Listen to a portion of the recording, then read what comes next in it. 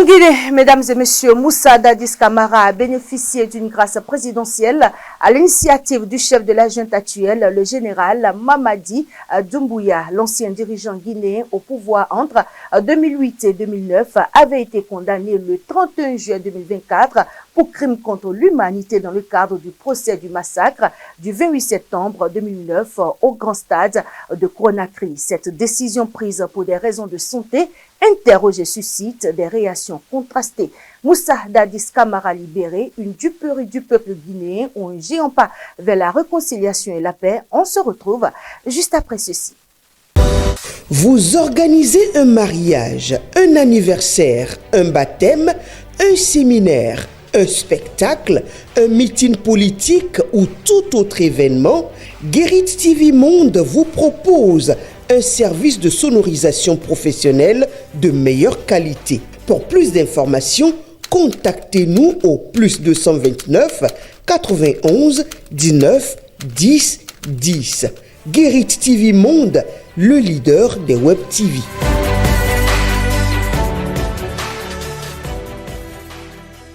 Bonsoir et bienvenue. À l'issue d'un procès historique qui avait duré près de 2 ans, Moussa Dadis Camara, ancien président et ancien chef d'une junte, avait été condamné le 31 juillet 2024 à 20 ans de prison pour crime contre l'humanité par meurtre, assassinat, torture, séquestration, viol et responsabilité de supérieurs hiérarchiques. 8 mois après sa condamnation, il bénéficie de la grâce présidentielle à lui accordée par le chef de l'État Mamadi Doumbouya. Cette décision intervient alors que toutes les parties engagées dans le procès criminel du massacre du stade au stade du 28 septembre 2009 attendait d'être fixé sur la date d'ouverture du procès en appel des 7 hauts responsables guinéens condamnés. Une libération qui fait polémique en Guinée et au-delà à des frontières. Suivez cet élément réalisé par la rédaction. Le président de la République, vu la charte de la transition, sur proposition du garde des Sceaux, décrète, article 1er, une grâce présidentielle est accordée à M.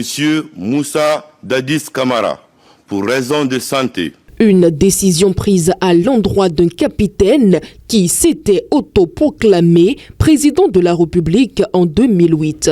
C'est au cours de sa gouvernance que le peuple guinéen a connu le massacre du 28 septembre 2009.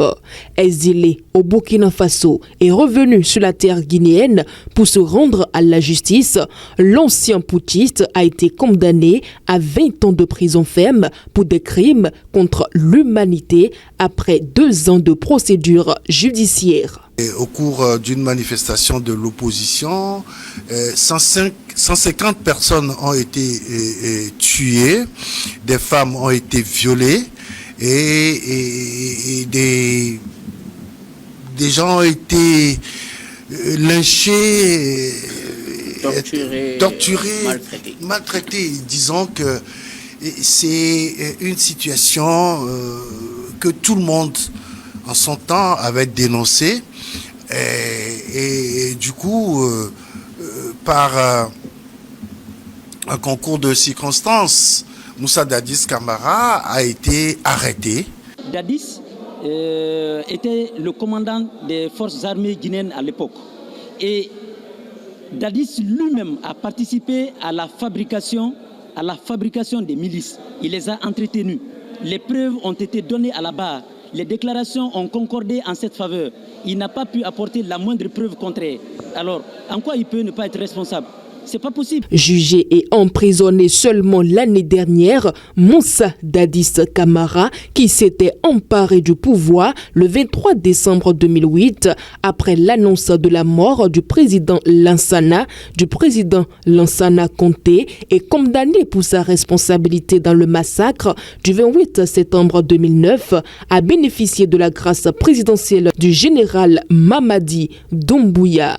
Une grâce accordée pour des raisons sanitaires pendant que les victimes du massacre orchestré au stade de Conakry gardent encore des séquelles du crime. Les personnes qui sont condamnées pour des crimes très graves qui concernent des crimes contre l'humanité. Donc Si derrière cette indemnisation administrative, il y a des velléités d'octroyer des grâces, nous nous insurgerons contre cette décision, puisqu'on ne doit pas monnayer la souffrance des victimes à travers une indemnisation administrative et favoriser les coupables à ce qu'ils ne purgent pas leur peine. Pour des analystes, cette grâce accordée à Moussa Dadis Camara le 28 mars 2025 vise des objectifs politiques. Cette grâce présidentielle va créer encore plus de victimes que ce qui s'est passé en septembre 2009. Des gens qui vont se demander, mais finalement, ce président-là, est-ce qu'il pense réellement à nous? Il y a un message qui est envoyé, c'est aux Guinéens de comprendre cela, c'est un mépris. Aux droits de l'homme, au mépris à la vie humaine, et il y a certaines personnes qui applaudissent quand même cette grâce présidentielle, les gens du camp de Moussa Dadis Camara et surtout les gens de la zone forestière de la Guinée, une zone d'ailleurs qui abrite des millions de populations, et beaucoup de personnes disent que Moussa Dadis et Mamadi Doumbouya quand même est en train de préparer son élection à la tête du pays et veut avoir forcément l'approbation du camp de Moussa Dadis Camara et surtout de la zone de Moussa Dadis Camara. On sait très bien que la Guinée est un pays très ethnicisé, donc du coup il cherche à avoir l'approbation de ces gens-là. Moussa Dadis Camara, c'est pas le seul qui est malade en prison. Il y a beaucoup de personnes qui sont malades en prison, et même dans le cadre de ce procès-là, des gens qui ont été condamnés et autres là, beaucoup sont des malades. Mais il a choisi juste de libérer Moussa Dadis Camara, qui était en tête de peloton. Beaucoup de personnes disent que non, Moussa Dadis Camara n'a tué personne, il n'a tiré sur personne et tout, mais qui était à la tête du pays? C'était lui. Des organisations non gouvernementales et les Nations Unies s'opposent au décret présidentiel pris par le général Mamadi Doumbouya. Mais il reste le seul à pouvoir en prononcer l'annulation. Mamadi Doumbouya procédera-t-il à une annulation? La libération de Moussa Dadis Camara est-elle une duperie du peuple guinéen ou un géant pas vers la réconciliation et la paix? La question reste posée. Le 26 mars 2025, au thème d'un décret, les autorités militaires de la transition ont annoncé la prise en charge intégrale de l'indemnisation des victimes du massacre du 28 septembre 2009 et ou de leurs ayants droit par le budget national. Pour l'opposition guinéenne, l'argument de l'état de santé fragile de Moussa Dadis Camara pour justifier sa grâce n'a aucun fondement car selon elle, le capitaine jouit d'une parfaite santé. Elle s'interroge alors sur les réelles motivation des autorités de la transition. Dr Paul-Marie Wessou, bonsoir. Bonsoir, madame. Vous êtes analyste politique et théoricien de la gouvernance. Alors, la décision du gouvernement Doumbouya annonçant la grâce présidentielle de Dadis Camara, condamné à 20 ans de prison, vous a-t-elle surpris, vous? Non, j'ai pas été surpris parce que on a vu le procès, le long procès qui a été organisé donc pour aboutir à la condamnation. D'abord, le retour de Dadis Camara en Guinée a été, n'est-ce pas, facilité par l'arrivée au pouvoir donc des militaires. Et donc, on ne peut pas être surpris parce que quelque part aussi, il faut se le dire, hein, les loups ne se mangent pas entre eux, n'est-ce pas? Voilà. Alors, vous n'êtes pas surpris, pourquoi alors? Oui, ce n'est pas surprenant parce que, voyez-vous, le phénomène, ce qui a fait que Dadis Camara est jugé en ce moment, c'est-à-dire que cette rencontre de l'opposition dans le stade et puis l'intervention des militaires qui a conduit à la mort de plusieurs personnes. Vous vous rappelez que récemment, on a eu presque le même phénomène sous le président Doumbouya. Donc, quelque part, l'un appelant l'autre, on se dit que les faits étant proches les uns des autres, et aussi les militaires les deux étant des militaires, quelque part on se dit que cette condamnation ne pouvait pas tenir tout le temps. Bon, mais au-delà de cela, il faut se rappeler que le président Doumbia a le pouvoir, n'est-ce pas? C'est lui le pouvoir de la grâce. Et donc, il est libre de donner le pouvoir de la grâce à qui il veut. Rappelez-vous qu'aux États-Unis, ceux qui sont allés au Capitole pour stager les lieux à la suite de l'élection de 2020, qui a vu l'élection de Biden à la tête du pays, ceux-là ont été graciés par le perdant qui a retrouvé son fauteuil, n'est-ce pas, à savoir Donald Trump. Donc, la question de grâce n'a en réalité rien de rationnel. Ça dépend des sentiments de celui qui est au pouvoir. Et donc, ça ne doit pas faire, à mon avis, l'objet de surprise. C'est le président qui décide. Il décide sur la base de quoi on le fait. Alors justement, doit-on y voir une volonté de décrisper, de pacifier le climat sociopolitique dans la perspective des élections annoncées? Ben, il faut dire que Dadis Camara ne faisait plus partie des personnalités qui avaient quand même une certaine notoriété et qui pouvaient bousculer la paix sociale dans le pays. Puisque après le coup d'État où il a été gravement blessé, n'est-ce pas, il s'est exilé, donc il s'est éloigné de l'activité politique du pays. Son retour était pour les victimes de cet événement, donc cet événement qu'il y a eu dans le stade de Conakry. Donc son retour était pour eux un espoir de voir une certaine justice se faire pour l'usage excessif de la force.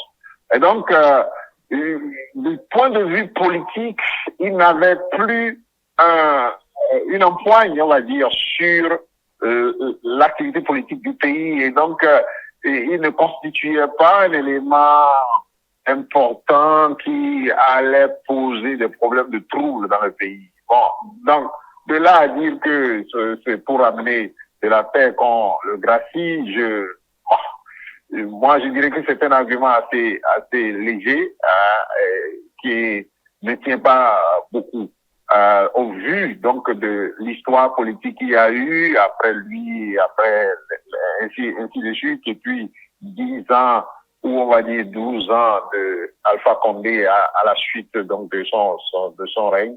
Je crois que son empoigne sur l'opinion publique guinéenne a été émoussée dans le temps. Et donc, l'argument pour moi est léger. Voilà. Alors, certains critiquent cette libération. Pourtant, sous d'autres cieux, au Bénin, par exemple, on a commencé par réclamer aussi, dès les premières semaines, la libération de détenus politiques condamnés à 20 ans de prison comme Dadis Camara. Comment analysez-vous cela? Oui, vous savez, je vais dire que les situations sont différentes.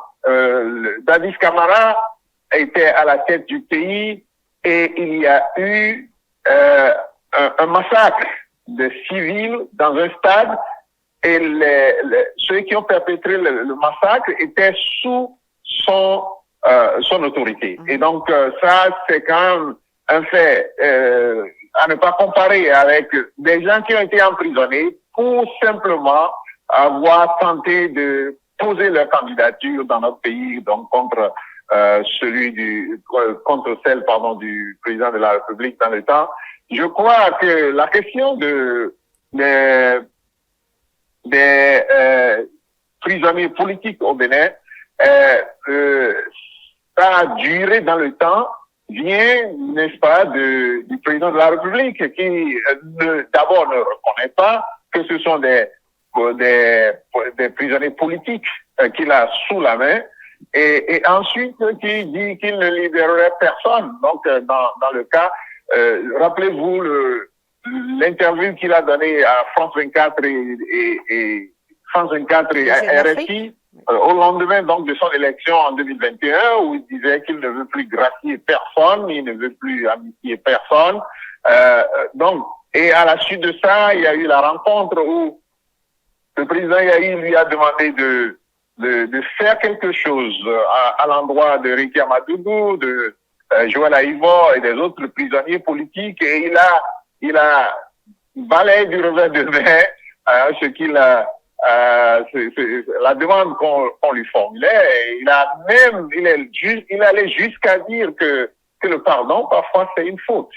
Le pardon est une faute. Je ne sais pas si le pardon peut être une faute une fois, ça reste à démontrer.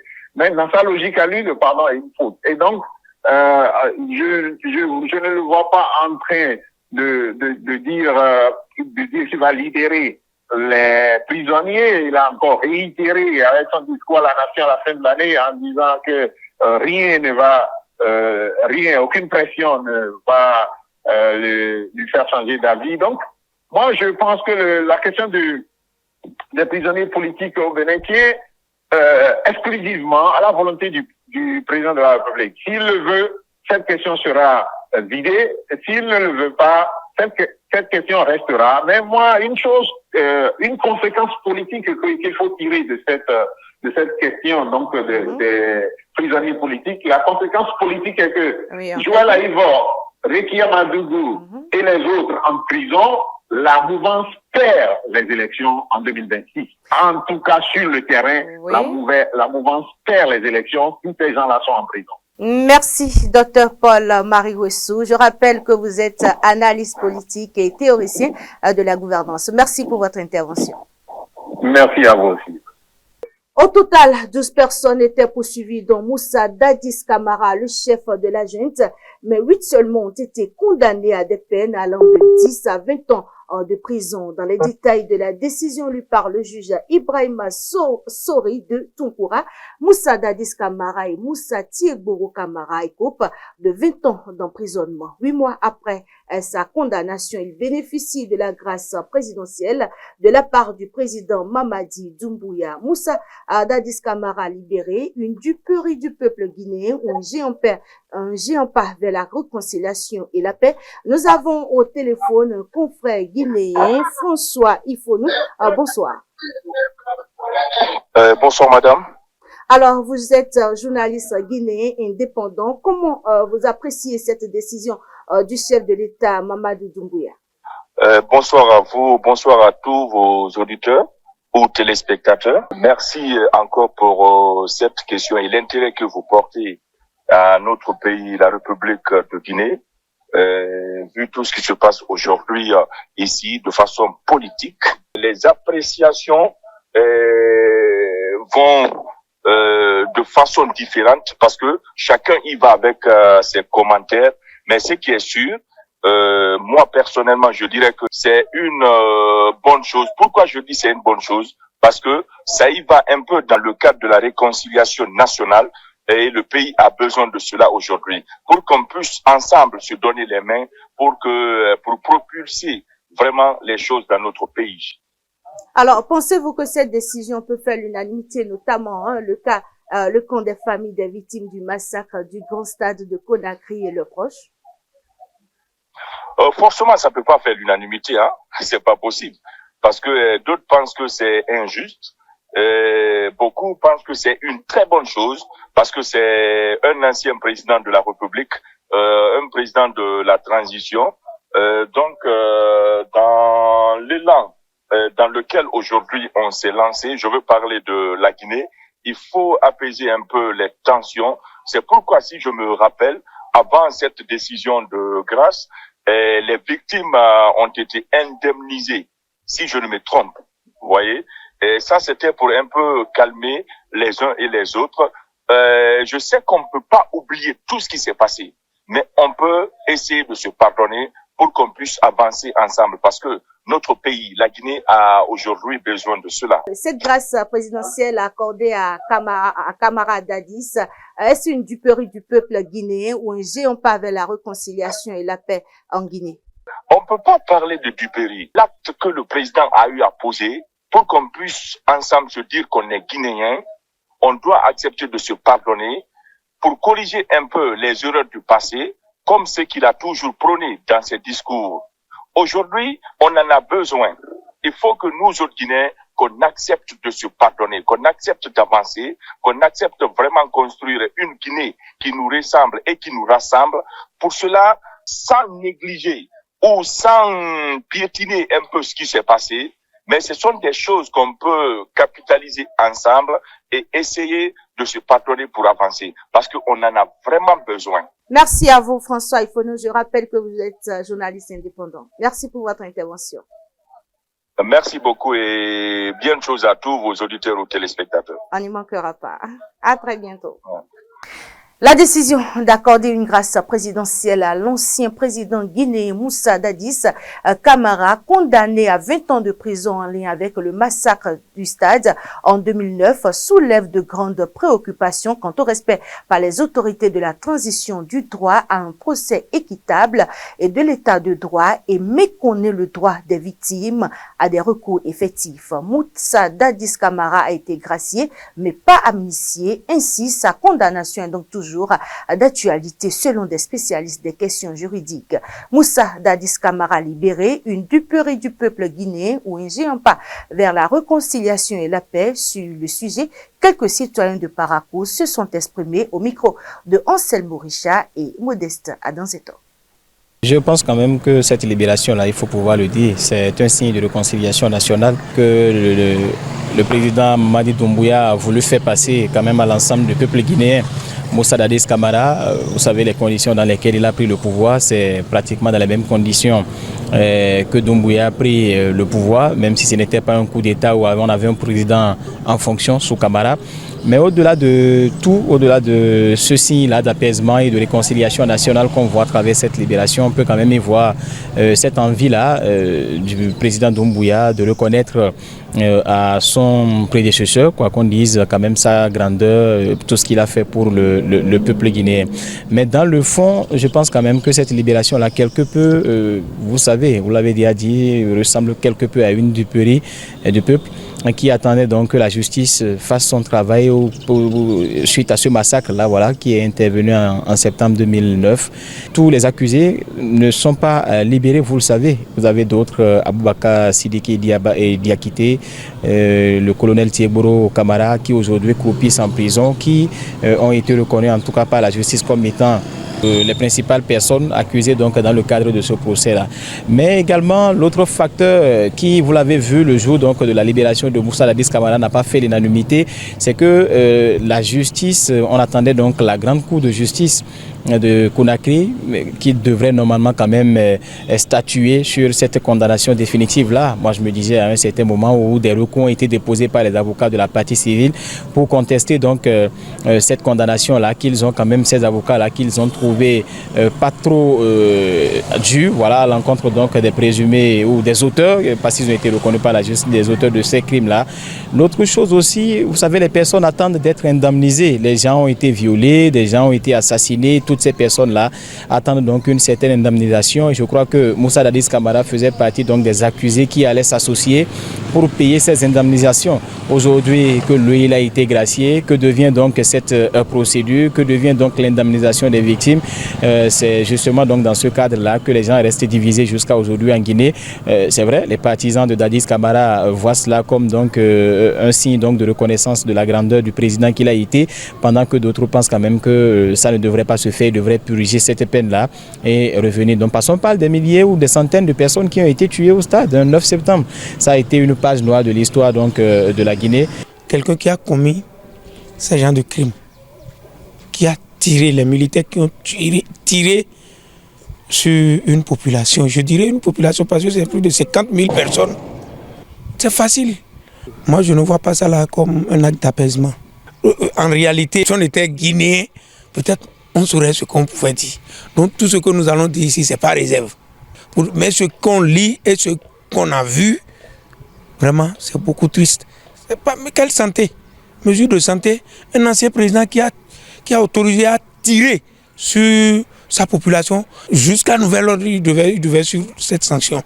Ceux qui sont morts, les parents sont là, Ils ne peuvent pas accepter, ça ne serait pas facile. Si c'est parce qu'il y a élection, je pense qu'il ira aux élections en le libérant, ce n'est pas ça. Il y a le cœur des victimes sont brûlés, c'est encore là. Les brûlés sont encore là, ça les brûle. Les pères de famille qui sont à une réunion viennent-ils sur eux? C'est une décision judiciaire et aussi politique. Judiciaire parce que cela relève du ministère de la Justice de chaque pays d'accorder une grâce présidentielle à un individu après sa condamnation. Je dirais pour la grâce présidentielle que le président Doumbouya a accordé à Dadis Camara, cela peut relever de plusieurs raisons. Plusieurs raisons. Je commence d'abord par dire que la grâce présidentielle, en ce sens-là, relève de la discrétion même du président de la République.